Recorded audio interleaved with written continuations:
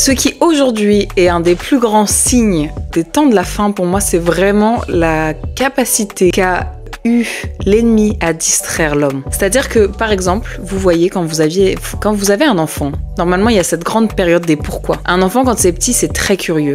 Et pourquoi ceci? Et pourquoi la dame, elle est comme ça? Et pourquoi le monsieur, il a des lunettes? Et pourquoi est-ce que le ciel, il est comme ça? Et pourquoi est-ce que les oiseaux, ils volent? Et pourquoi les poissons, ils nagent?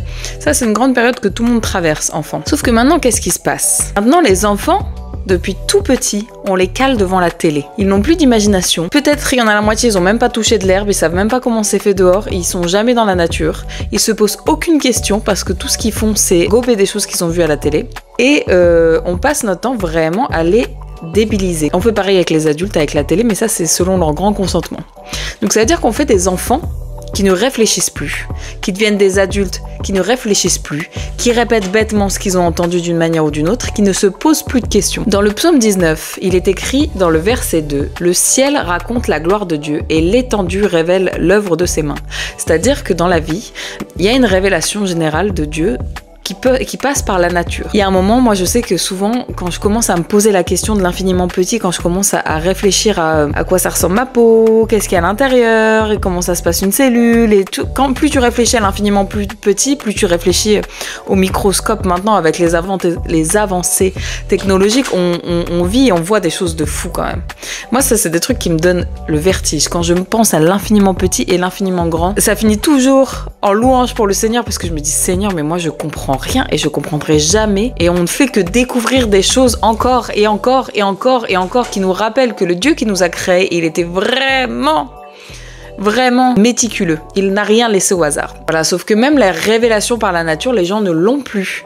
Les gens ne se posent même pas de questions de qu'est-ce que la vie, qu'est-ce que la mort, comment s'est fait un arbre. Enfin, en fait, on se pose même plus de questions. Et juste on attend, métro, boulot, dodo. Nos journées se ressemblent. On rentre chez nous, on allume la télé, on s'abrutit. On va travailler pour gagner de l'argent, pour s'acheter des trucs, pour s'abrutir. Et on réfléchit même plus à la vie. La société, elle est en train de créer des gens qui ne sont plus capables de penser, qui ne sont plus capables de réfléchir, de se questionner. Et pour moi, ça, c'est un des plus grands signes sur lesquels il faut qu'on s'inquiète. Il y a l'intelligence artificielle qui est en train d'avancer de plus en plus. Pour travailler dans un métier d'informatique, tu le vois ça, de plus en plus. Je vois les élèves que je forme, ils sont de plus en plus feignants.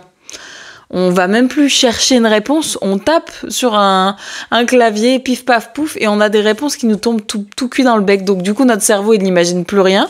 On se pose pas de questions sur les choses qui nous entourent et juste on consomme. Ça, c'est extrêmement dangereux. Vraiment, ma prière, c'est que on puisse à nouveau avoir ce feu d'aller chercher des choses, d'aller chercher le Seigneur dans la nature, d'aller chercher le Seigneur dans nos pensées, dans nos rêves, voilà, cherchons Dieu, il va se révéler à nous, cherchons-le, s'il vous plaît.